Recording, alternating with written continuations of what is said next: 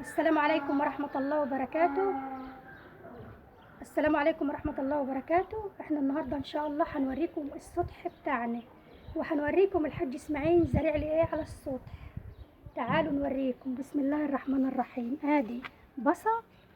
ادي بصل اهوت، وجنب منه كزبرة خضرة، وكمان فيه طماطمايه هي الحاج اسماعيل رابطها في خشب عشان لما تطرح الحمل بتاعها والطماطم بتكون تقيلة ما تاخدش الطماطمايه وتنزل. وهنا كمان زارع لي بصل وكزبرة، وزارع لي هنا بصل وشبت، وهنا زارع لي برضو بصل وكزبرة، وهنا خس. اللهم صل على النبي. وهنا جرجير، وهنا كزبرة، ده بقدونس، وده خس، وده برميل فيه كرفس. الكرفس بورقة عريضة دي. وهنا زارع لي خس وشبت، وهنا كمان زارع لي اللهم صل على النبي كروم، قصدي كرنبيت اهوت، وابتدى من جوه اهوت يطلع، وكمان خس وشبت. وهنا رمانة، والرمان ده احنا كنا منه السنة دي. اللهم صل على النبي. تعالى يا محمود. وهنا برضو اهوت كرنبيته، والكرنبيته اهيت اهي. الكرنبيته اهيت عملت يعني ايه، ابتدت برضو تلف. وهنا كرنب، والكرنب ابتدى يلف اهوت. اللهم صل على النبي. وخاص. وهنا ريحاني. هنا بقى صبارة الالوفيرا، دي صبارة الالوفيرا. وهنا التين الشوكي. وعلى فكرة صبار الالوفيرا والتين الشوكي مش بيرووا كل يوم، هما بيتحملوا العطش وما مش بيحبوا المية. وديت مسك الليل، وديت صبرت الالوفيرا، وديت ريحاني. اللهم صل على النبي. تعالى يا محمود بقى كده.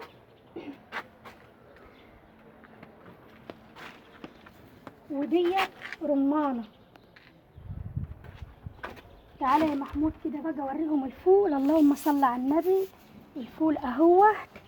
الفول اهوت، شايفين الجرون الفول؟ اللهم صل على النبي. تعالى يا محمود هنا اهو، شايفين جرون الفول اهو، شايفين الفول اهو،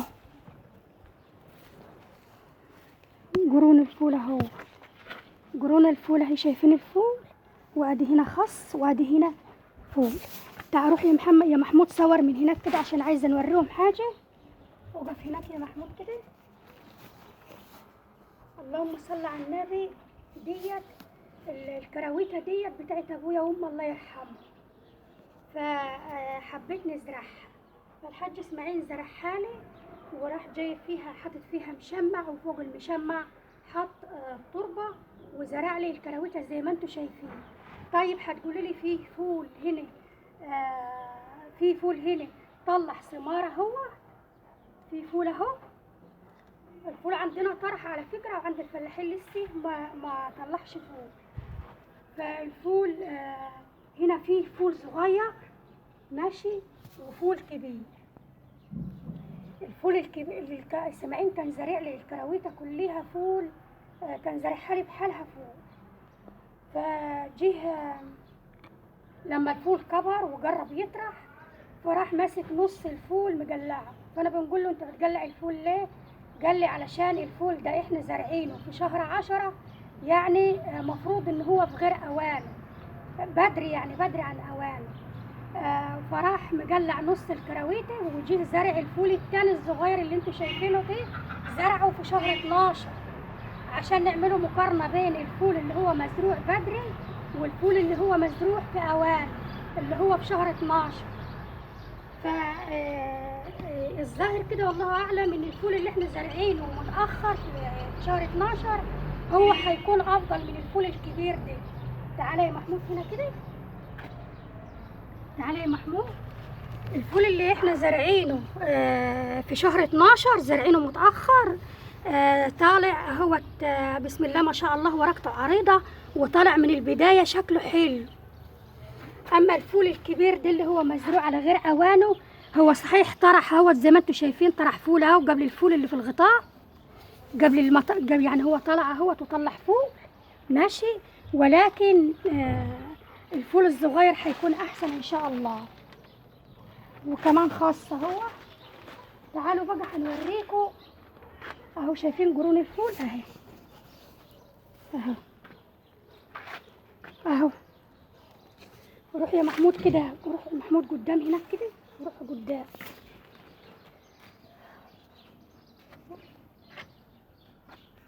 اللهم صل على النبي. وزارعين كمان اهوت ورد. الورد ده اسمه، صور الوردة يا محمود اهي. الورد ده اسمه ايه؟ الورد ده ريحته جميل جدا. الورد ده اسمه ايه؟ الورد ده اسمه جهنمي. الورد ده اسمه جهنمي.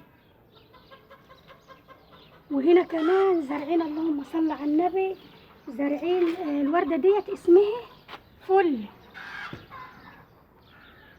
الوردة ديت اسمها فل. وطبعا الفل بيبقى ريحته جميلة زي ما انتوا عارفين. ماشي. يبقى زارعين جهنمية وزارعين فل. وفيه ورد تاني اهوت، احمد ابني هيكون عارف اسمه اكتر مني. ماشي. وهنا اهوت نجاعة بتاعت زير برضو زارعين فيه صبارة، والصبارة طلع في ريحها فيدل وخس. وهنا برضو هنا ايه؟ اللهم صل على النبي. وهنا قفص اهوت. اللهم صل على النبي. شايفين الشطة ديت؟ طبعا صور الشطة يا محمود. الشطة اهي. الشطة ديت احنا زارعينها من زي اليومين دول، واحنا زارعينها وبناكلوا منها بقالها سنة. فكل ما نيجي نقلعوها علشان خاطر نزرعوا مكانها اي حاجة، فنلاقوا ان الشطة لسه بتجيب انتاج، بترجع زي الفلاحين ما بيقولوا.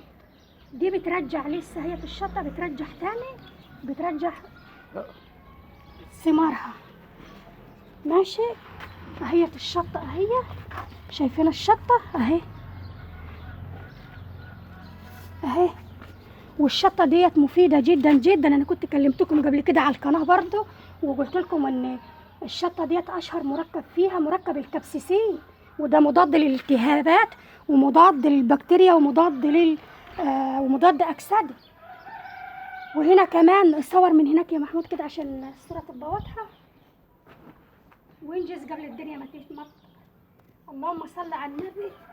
وديت برضو كنبة قديمة. الكنبة ديت اللهم صل على النبي. الكنبة ديت ايه؟ قديمة. والحاج اسماعيل برضو زي ما انتم شايفين جايب فيها مشمع، وحاطط فيها تربة برضو، وزارع فيها اللهم صل على النبي، زارع فيها كرنبيت.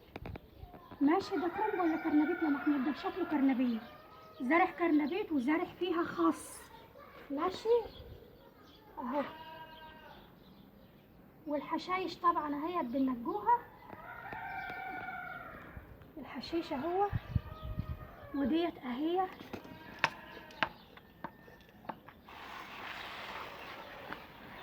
شايفين؟ ده كله خس وكرنبيت. تعالى بقى هنا هنوريكم الكرنبيت حتى اصلا اهي ابتدت اهيت انها تطلع كرنبيت اهي. تعالوا بقى هنوريكم.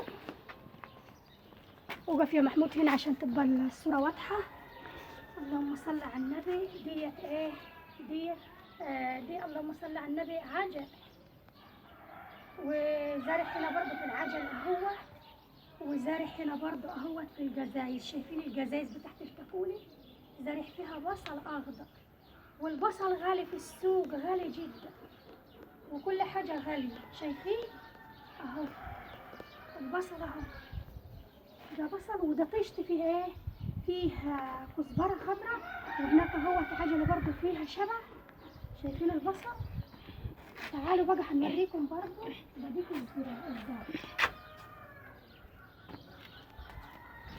شايفين؟ ادي هنا ايه؟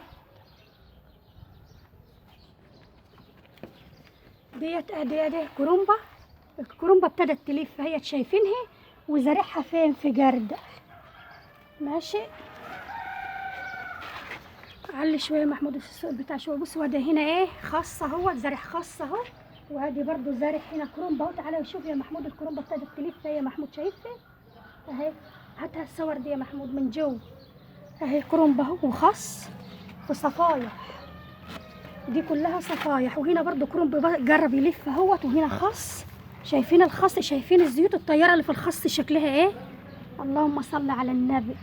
ده حتى كل كرنبه زارع معاها خصايه اهي اهي. شايفين؟ ده كرنب وده خس وده كرنب وخس وهكذا اهو.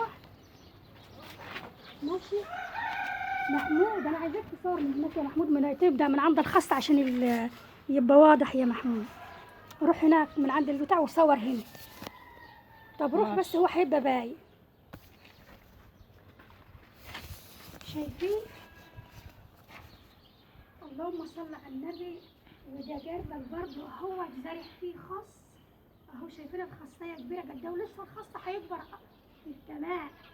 وادي جركن اهو، وادي هنا جزايز. شايفين الخس ده كله مزروع في جزايز ككل اهو.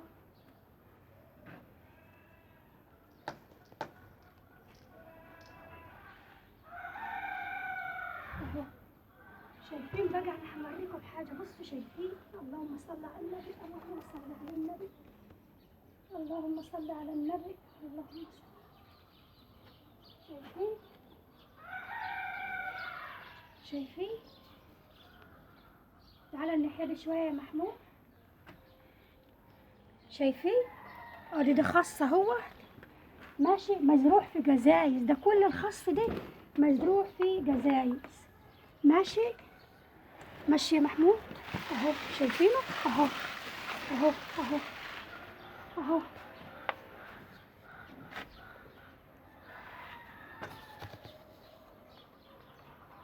وبرضه ده جيركن اهو. اللهم صل على النبي اهو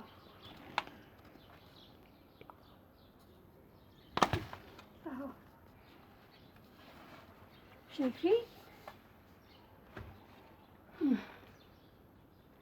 وهنا الكرنب اهي. تعالى يا محمود صور الكرنب ده يا محمود. الكرنب ابتدى يلف يا جماعه. بصوا اهو. تعالى صور هنا كده يا محمود. بقى كرنب بجد اهو، زارعينه فوق السطح ولا ماشي اهو. شايفين؟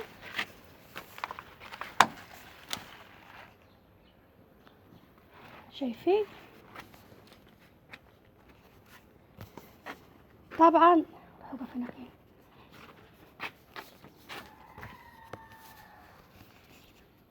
طبعا فيه ناس بيقولوا لنا ان انتوا بتضروا السطح.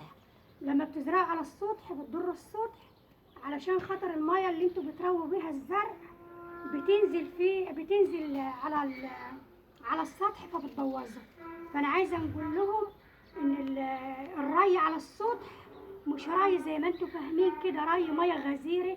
لا، هو بياخد كميه ميه بسيطه زي ما انتوا شايفين وكده. يعني هو اسمه رش مش ري. بمعنى صح، احنا لما بنطلع نروي الزرع او نسقي الزرع مش بنكب ميه كتير، لان هو بنرويه على طول، فهو مش بيحتاج ميه كتير، لان ديت زراعه اورجانيك. والدليل على كده ان احنا مش بنبوظ السطح. انا هنوريكم العجله. طبعا الدنيا ممطره، الدنيا كانت ممطره على السطح، والسطح رطب زي ما انتم شايفين. بس انا هنوريكم بقى ايه السطح مش بتاثر بميه الري اهو. شايفين؟ اللهم صل على النبي. شايفين العجله اهي تحتها ابيض اهي اهي. يعني اللي حواليها ده كله كان ميه مطر، لكن السطح ميته ناشفه زي ما انتم شايفين. ماشي. اللهم صل على النبي. السطح مش بيتاثر بالرش. ماشي.